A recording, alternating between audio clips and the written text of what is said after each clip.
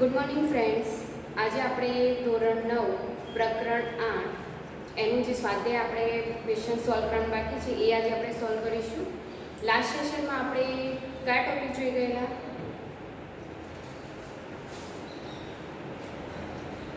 Last સેશનમાં આપણે ઇન્ટેક્સના જે પ્રશ્નો છે પેજ નંબર 109 અને 110 એ જોઈ ગયા. ત્યારબાદ નિયમિત વર્તુળ ગતિ કોને કહેવાય છે એ આપણે સમજી ગયા. તો હવે આજે આપણે સ્વાધ્યાયના ક્વેશ્ચન સોલ્વ કરીશું. તો તમારું પેજ નંબર 112 કાઢો, ટેક્સ્ટબુક કાઢો તમારી, અને પેજ નંબર 112 ખોલો. ચલો.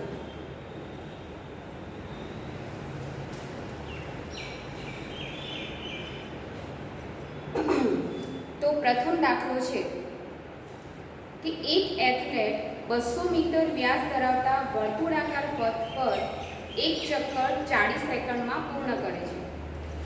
2 મિનિટ 20 સેકન્ડ બાદ તેણે કેટલું અંતર કાપેલ હશે તથા સ્થાનાંતર પણ શોધવાનું છે. બરાબર?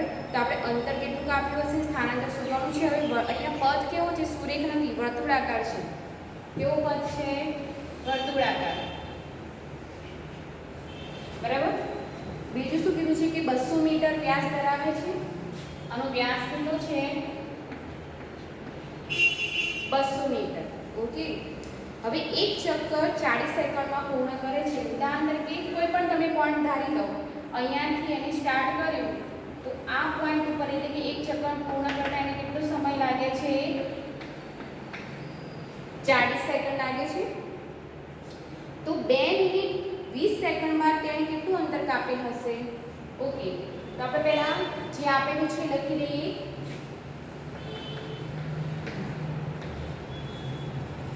Question 1.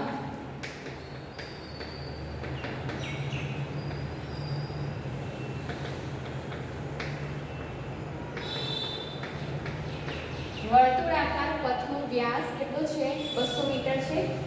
તો ત્રિજ્યા એની કેટલી થાય? r કેટલો થાય? કેન્દ્રથી 200/2 થાય. તો શું જવાબ આવશે? 100 મીટર. બરાબર ને? વર્તુળાકાર પથ તો d/2 થાય. આપણે ત્રિજ્યા કાઢવી હોય તો શું કરવું પડે? વ્યાસ ભાગ્યા 2. તો શું થશે? આપણો જવાબ 100 મીટર એની ત્રિજ્યા થશે. ઓકે. હવે એક ચક્કર 40 સેકન્ડમાં પૂરું કરે છે. એક ચક્કર 40 સેકન્ડમાં પૂર્ણ કરે છે. તો 2 મિનિટ 20 સેકન્ડ બાદ તેણે કેટલું અંતર કાપ્યું હશે? હવે 2 મિનિટ 20 સેકન્ડ આપેલી છે. તો 2 મિનિટ 20 સેકન્ડ બાદ તેણે કેટલું અંતર કાપ્યું હશે?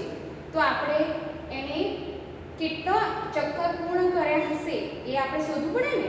તો પહેલા તો 2 મિનિટ 20 સેકન્ડ છે તેને સેકન્ડમાં ફેરવી દઈએ આપણે. તો કેટલી થશે? 2 મિનિટ એટલે 60 + 60 પ્લસ 20. બરાબર ને?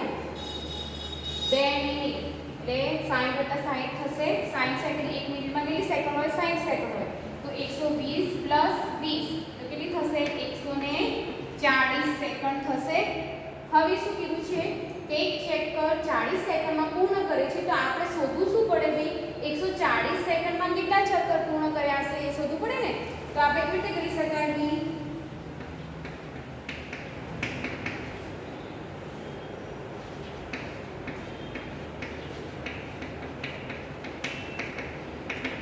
40 સેકન્ડમાં જો એક ચક્કર પૂર્ણ કરે તો 140 સેકન્ડમાં કેટલા ચક્કર પૂર્ણ થાય? બરાબર ને? તો શું થશે? 140/40 થશે. 4 × 12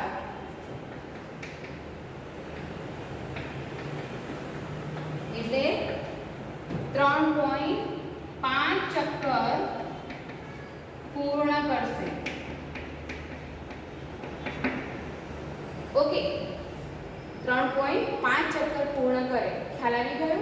હવે આપણે શોધવાનું શું છે ભાઈ? અંતર શોધવાનું છે. તો અને સ્થાનાંતર પણ શોધવાનું છે. તો 3.5 ચક્કર પૂર્ણ કરશે. ઓકે. તો ક્યાં હશે? ઉદાહરણ તરીકે આ 1 2 3 ચક્કર પૂર્ણ કર્યા ને અડધું છે તો વર્તુળના બીજા છેડે એ હોય. બરાબર.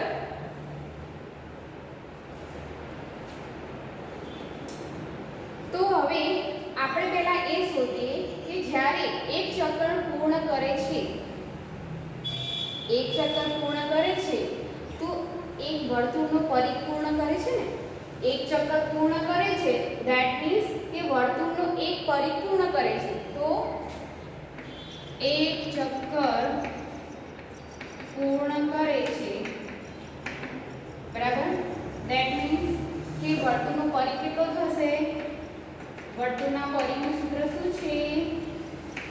2πr. બરાબર.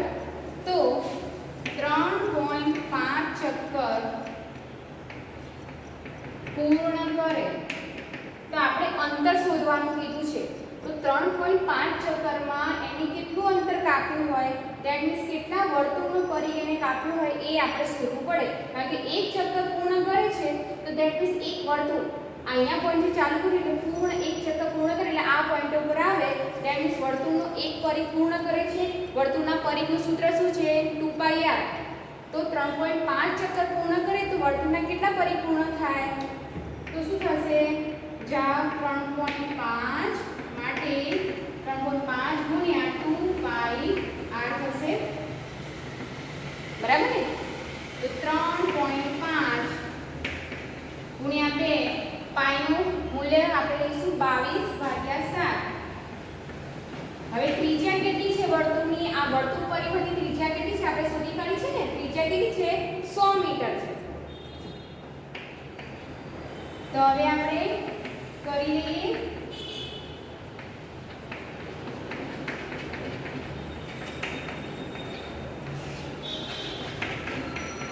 ત્રણ 3.5 છે 10 અંક અહીં આવી જશે.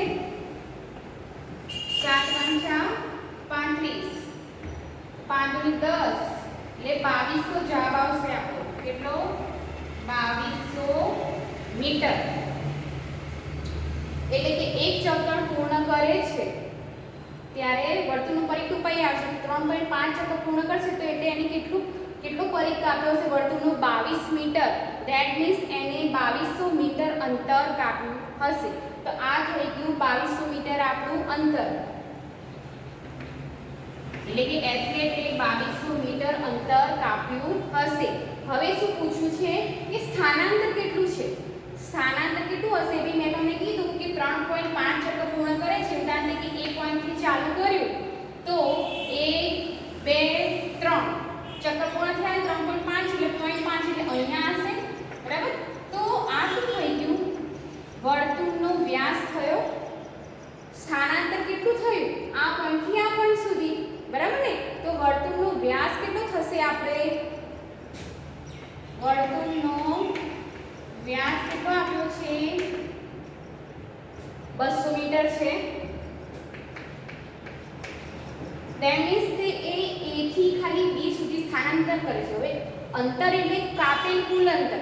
સ્થાનાંતરની વ્યાખ્યા શું હતી કે ભાઈ સ્થાનાંતર એટલે કે પ્રારંભિક સ્થાન અને અંતિમ સ્થાનનો તફાવત હોય. બરાબર. તો અહીંયા A થી B સુધી પહોંચે છે એટલે સ્થાનાંતર એટલે કે વર્તુળના વ્યાસ જેટલું એને સ્થાનાંતર કર્યું હોય તો વર્તુળનો વ્યાસ કેટલો છે? 200 મીટર. એટલા માટે એથ્લેટે કરેલ સ્થાનાંતર એ વર્તુળના વ્યાસ જેટલું થાય.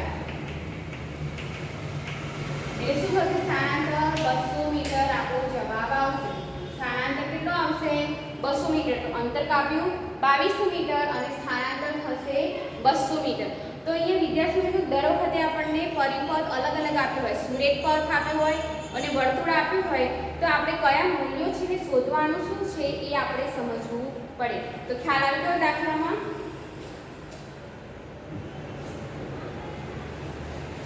ચલો હવે બીજો દાખલો જોઈ લઈએ આપણે.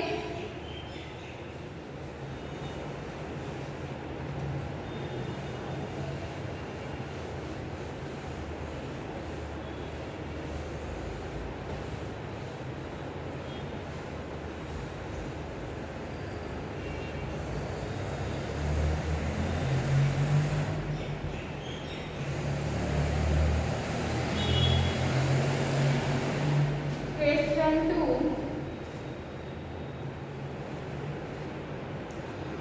હવે શું પૂછ્યું છે? દાખલા નંબર 2 માં 300 મીટરના સીધા રસ્તા પર જોસેફ જોગિંગ કરતો કરતો 2 મિનિટ 30 સેકન્ડમાં એક છેડા A થી બીજા છેડા B સુધી પહોંચે છે. હવે જ્યારે તમે દાખલો ગણો ત્યારે એક એક વાક્યમાં જે પદ આપ્યા છે પહેલા સમજવાનો પ્રયત્ન કરો. શું કીધું છે? 300 મીટરનો સીધો રસ્તો છે. તો ઉદાહરણ તરીકે ચલો આ 300 મીટર આપણે રસ્તો બતાવી દીધો. આ થઈ ગયું 300 મીટર. ઓકે, આ પરિપથ કેટલો છે? 300 મીટરનો છે. હવે શું કીધું છે કે 2 મિનિટ 30 સેકન્ડમાં એક છેડા A થી બીજા છેડા B સુધી પહોંચે છે. એટલે કે આ અંતર 300 મીટરનું અંતર જોસેફ કેટલા સમયમાં પૂર્ણ કરે છે? 2 મિનિટ 30 સેકન્ડ. બરાબર? તો 2 મિનિટ 30 સેકન્ડમાં A થી B સુધી એ પહોંચે છે. ત્યાંથી પાછો ફરી 1 મિનિટમાં 100 મીટર પાછળ રહેલા બિંદુ C પર પહોંચે છે. હવે મિત્રો અહીંયા શું કીધું છે કે 1 મિનિટમાં 100 મીટર પાછળ રહેલા, એટલે A થી B સુધી તો આવી ગયો જોસેફ.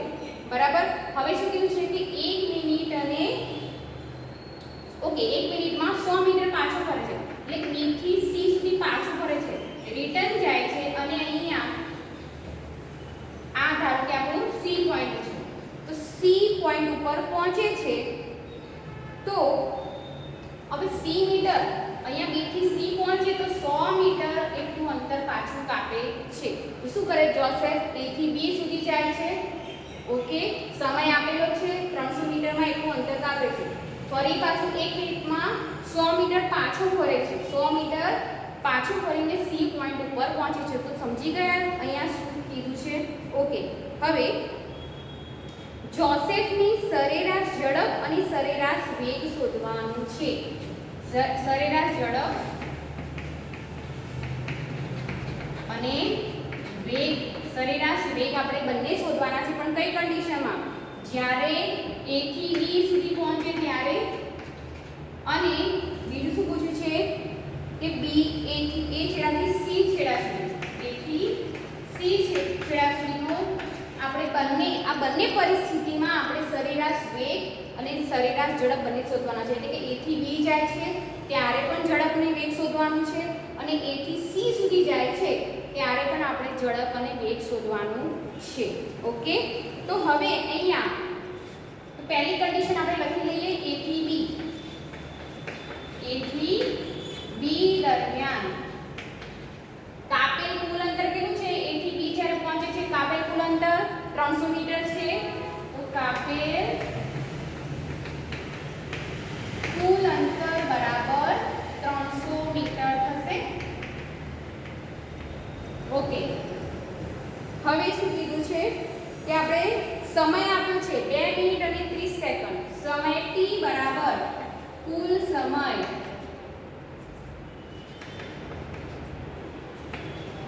T બરાબર 2 મિનિટ અને કેટલી સેકન્ડ છે ભાઈ? 30 સેકન્ડ. તો આપણે એને સેકન્ડમાં ફેરવી દઈએ.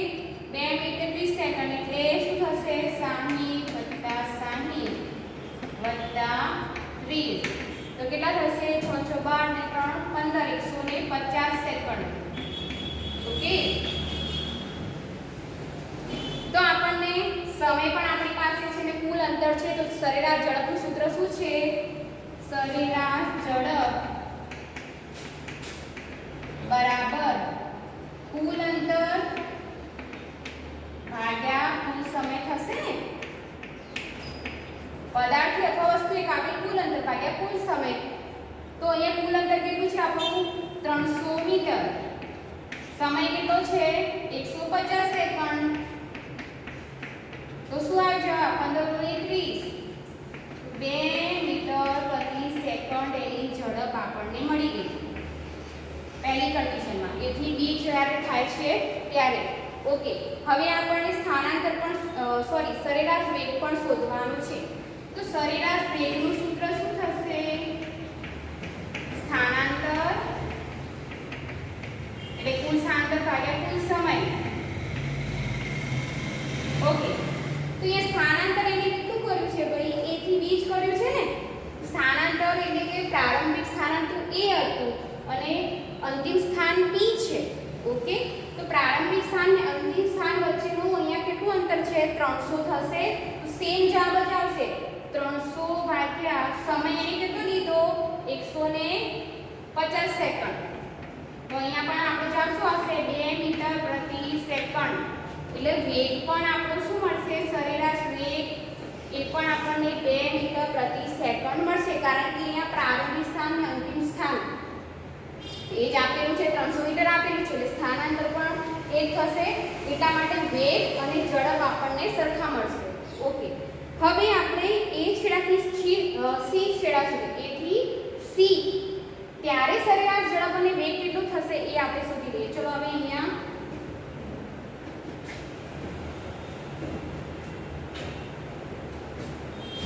કન્ડિશન 2, A થી C સુધી, ત્યારે સરેરાશ ઝડપ અને શું થશે? વેગ. તો A થી C દરમિયાન કાપેલ કુલ અંતર કેટલું કાપે છે ભાઈ? હવે A થી B જાય છે, B થી C જાય છે, બરાબર ને? તો આપણે શું કરવું પડે? A થી B દરમિયાન 300 કાપ્યું, 300 મીટર અંતર કાપ્યું, વત્તા B થી C પાછો ફરે છે, કેટલું મીટર કાપ્યું? 100 મીટર. તો અહીંયા જવાબ શું આવશે? 400 મીટર. કુલ અંતર આપણે કેટલું કાપ્યું? અને જોસેફે A થી C જ્યારે જાય છે ત્યારે 400 મીટર અંતર કાપ્યું. હવે કુલ સમય શોધી લઈએ. કુલ સમય કેટલો થશે?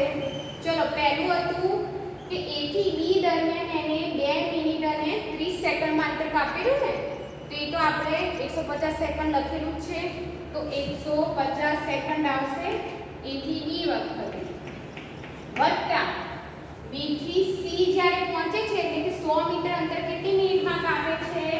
1 મિનિટમાં કાપે છે. દાખલામાં તમને આપેલું છે 1 મિનિટમાં B થી C સુધી પહોંચી, તો આપણે શું કરવું પડે? 150 સેકન્ડ એટલે A થી B માં, A થી જ્યારે B સુધી પહોંચે છે તો 150 સેકન્ડમાં પહોંચે છે, અને B થી C પહોંચે છે 1 મિનિટ. 1 મિનિટ આપણે સેકન્ડમાં ફેરવી દઈએ તો 1 મિનિટ બરાબર 60 સેકન્ડ. તો જવાબ શું આવશે? 6 ને 5 11, 210 સેકન્ડ. ઓકે, તો આપણને અંતર અને સમય મળી ગયા. તો આપણે સરેરાશ ઝડપ શોધી શકીએ. સરેરાશ ઝડપ V બરાબર કુલ અંતર ભાગ્યા કુલ સમય. તો શું આવશે? 400 ભાગ્યા 210. ઓકે,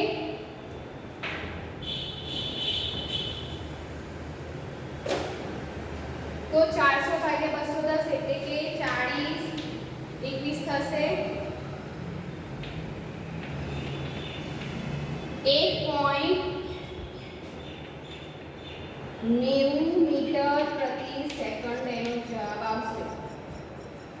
બરાબર, 1.90 મીટર જવાબ આવશે, મીટર પ્રતિ સેકન્ડ. આ તો એની ઝડપ મળી. હવે શોધવાનું શું છે? સરેરાશ વેગ પણ શોધવાનો છે.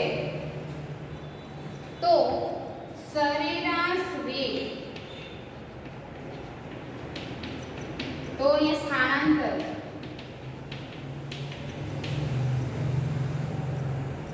કરેલ કુલ સ્થાનાંતર ભાગ્યા કુલ સમય. તો અહીંયા ભાઈ સ્થાનાંતર હવે સ્થાન બદલાયું છે. A થી B જાય છે, B થી C જાય છે. તો અંતિમ સ્થાન અને પ્રારંભિક સ્થાન વચ્ચેનો જે તફાવતનો અંતર છે એ આપણે કરવું પડે. તો શું કરવું પડે ભાઈ? તો 300 - 100 કરવું પડે. તો આપણે સ્થાનાંતર કેટલું આવશે?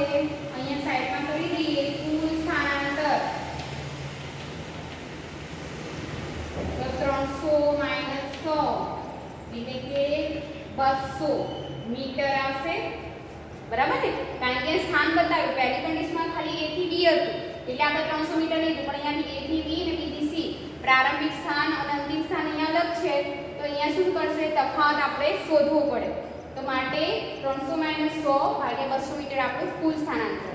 હવે 200 કુલ સમય કેટલો છે આપણો? 210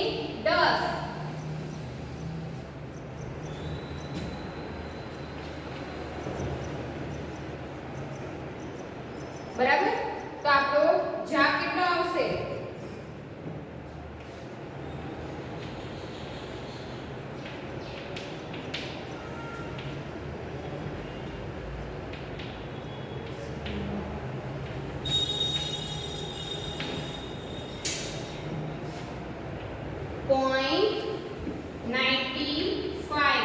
મીટર પ્રતિ સેકન્ડ. બરાબર. તો સરેરાશ વેગ કેટલો મળશે આપણને? 0.95 મીટર પ્રતિ સેકન્ડ આપણને મળશે. તો આ થઈ ગયું આપણે બંને કન્ડિશનમાં સરેરાશ ઝડપ અને સરેરાશ વેગ કેવી રીતે શોધી શકાય એ આપણે જોઈ ગયા. ઓકે. હવે ત્રીજો દાખલો છે. ત્રીજા દાખલામાં શું પૂછ્યું છે કે અબ્દુલ ગાડી દ્વારા શાળાએ જતી વખતે સરેરાશ ઝડપ 20 કિલોમીટર પ્રતિ કલાકે માપે છે. ઓકે. તો પહેલા અહીં આપણે પદ જોઈ લઈએ. તમારે દાખલામાં પહેલા જેટલા પણ પદ આપ્યા હોય એક એક લાઈનમાં જેમ જેમ તમને દાખલા તમે વાક્ય સમજશો એમ એમ પદ મૂકતા જવાના અને શોધવાનું શું છે, કયું સૂત્ર વાપરીશું, અંતર કેવી રીતે મેળવીશું એ પહેલા સમજવાનું. બરાબર ને? પછી આપણે દાખલો ગણી શકાય. કારણ કે અમારું લોજિક તમારે વધારે યુઝ કરવું પડશે.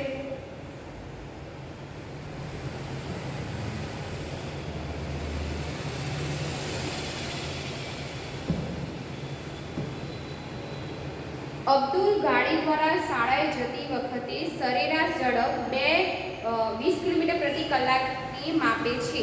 ઓકે. તો ક્વેશ્ચન નંબર 3. તો ગાડી દ્વારા શાળાએ જતી વખતે સરેરાશ ઝડપ કેટલી છે? 20 કિલોમીટર પ્રતિ કલાક છે.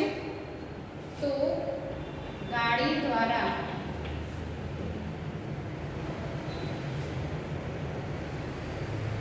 શાળાએ જતી વખતે કેટલી ઝડપ આપી છે? સરેરાશ ઝડપ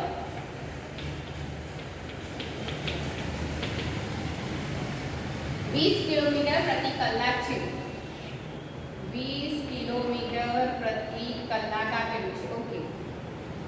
તે જ રસ્તા પર પાછા ફરતી વખતે ટ્રાફિક ઓછો હોવાને કારણે તે 30 કિલોમીટર પ્રતિ કલાકની સરેરાશ ઝડપ માપે છે.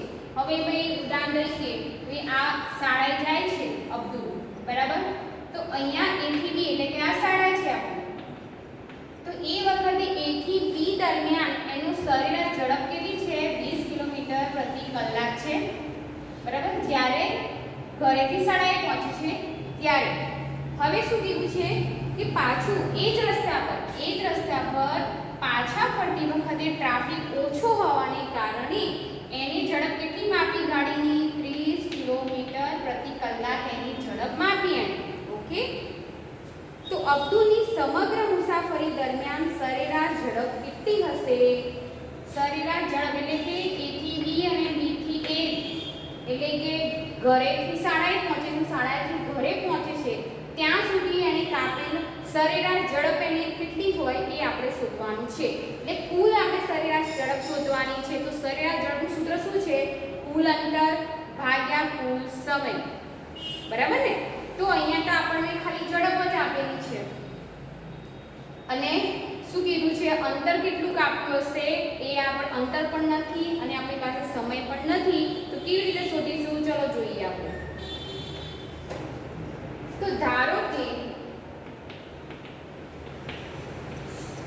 ઘરથી શાળા વચ્ચેનું અંતર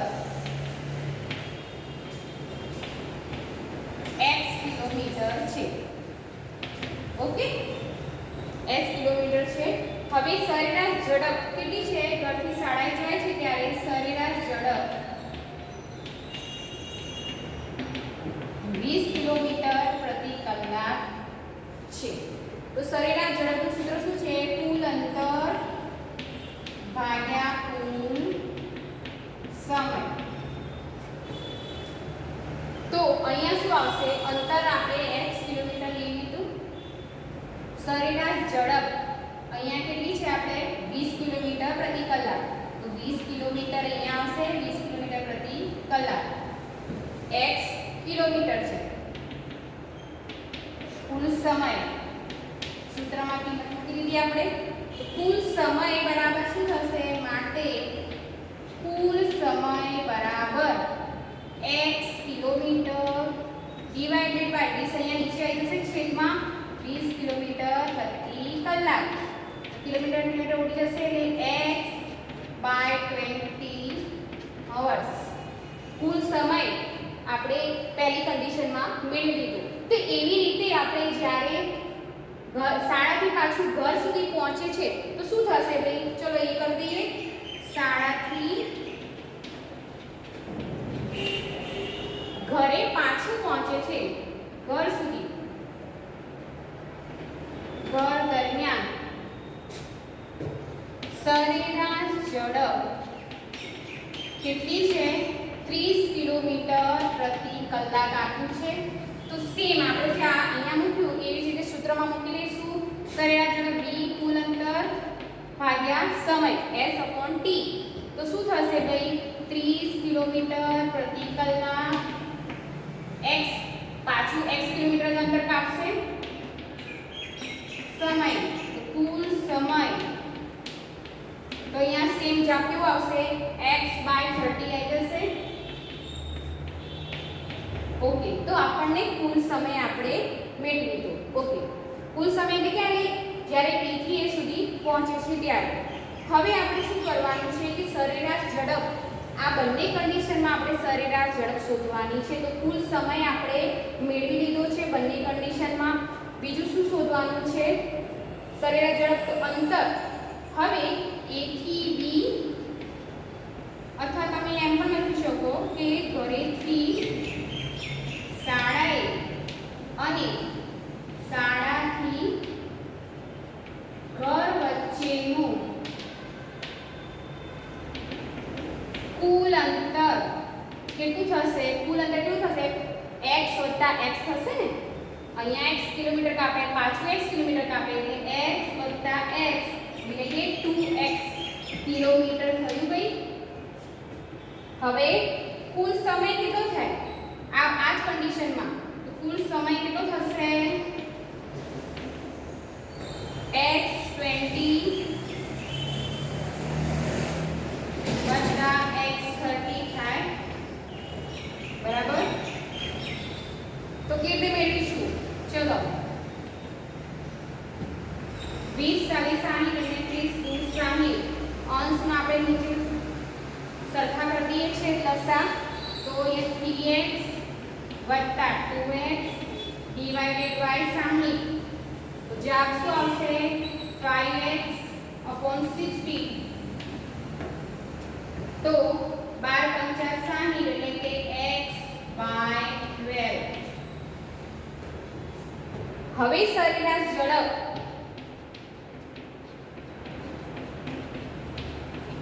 બરાબર કુલ અંતર ભાગ્યા કુલ સમય. તો s/t. કુલ અંતર કેટલું છે? 2x કિલોમીટર છે. આપણે પૂછ્યું છે શું ભાઈ? a થી b પર પહોંચે ને b થી a ઉપર. એટલે ઘરેથી શાળાથી શાળાથી ઘરે વચ્ચેનું આપણે સરેરાશ ઝડપ શોધવાની છે. તો s/t થાય. 2x આપણે શોધ્યું છે કુલ અંતર. 2x upon કુલ સમય x upon 12 થશે.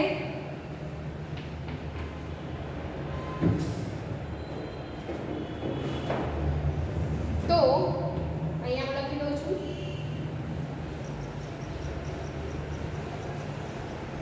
શું થશે? 2x ના છેદમાં x છેદમાં પણ છેદ છે એટલે 12 ઉપર આવી જશે ગુણ્યા 12 x ઉડી ગયું 24 મીટર પ્રતિ સેકન્ડ. સરેરાશ ઝડપ એની થશે 24 મીટર પ્રતિ સેકન્ડ. જો અહીંયા મિત્રો આપણને ખાલી સરેરાશ ઝડપ આપેલી, ફક્ત સરેરાશ ઝડપ આપેલી તો પણ એના પરથી આપણે શું શોધી શક્યા? એનો સમય પણ આપણે કાઢ્યો, બરાબર, કુલ અંતર પણ આપણે ધારી લીધું છે. તો એના પરથી આપણને આવી રીતે બે જ્યારે એક જ પરિપથ ઉપર તમને સરેરાશ ઝડપ પૂછી હોય અલગ અલગ પોઈન્ટની તો આવી રીતે તમે શોધી શકો છો. ખ્યાલ આવી ગયો?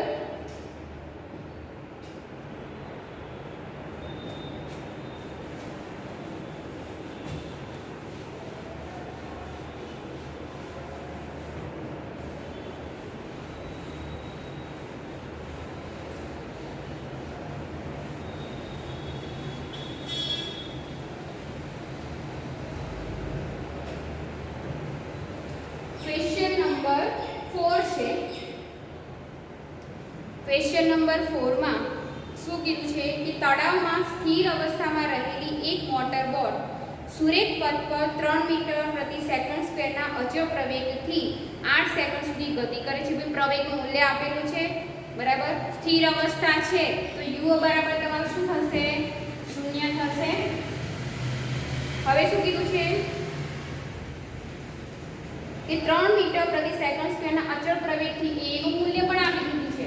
3 મીટર પ્રતિ સેકન્ડ સ્ક્વેર 8 સેકન્ડ સુધી ગતિ કરે છે તો t બરાબર 8 સેકન્ડ પણ આપી દીધું છે ભાઈ. તો આ સમયગાળામાં મોટર બોટ કેટલી દૂર ગઈ હશે? તો અંતર પૂછ્યું છે આપણને બરાબર. તો અહીંયા આપણે કયું સૂત્ર વાપરીશું? ભાઈ સમય પણ આપ્યો છે, પ્રવેગ આપ્યો છે, પ્રારંભિક વેગ આપ્યું છે. ગતિના સમીકરણો યાદ કરો. કયું આવશે સમીકરણ જેમાં સમય બી આપેલો હોય? તો s ut + 1.5 at² બરાબર. આપણી પાસે સમય પણ છે, પ્રારંભિક વેગ અહીંયા સ્થિર અવસ્થામાં છે એટલે 0 આવશે. પ્રવેગનું મૂલ્ય મૂકી દો અને અંતર શોધી શકો બરાબર. ઈઝી છે. આ દાખલો તમારે ઘરેથી કરવાનો છે હોમવર્કમાં. ઓકે.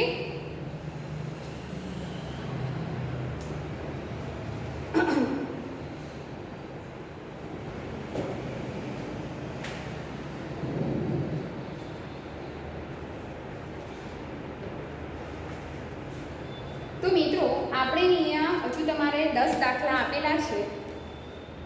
ઓલરેડી આપણે સેશનનો ટાઈમ કમ્પ્લીટ થઈ ગયો છે તો આજે આપણે આટલે સુધી રાખીશું. બાકીના દાખલા આપણે કાલે ગણીશું. ઓકે. તો તમારે હોમવર્કમાં શું કરવાનું છે ભાઈ? હોમવર્કમાં તમારે એક તો દાખલા નંબર 1 ઓકે અને ત્રીજો દાખલો અને ચોથો દાખલો. હોમવર્કમાં આટલા તમારે દાખલા કરવાના છે.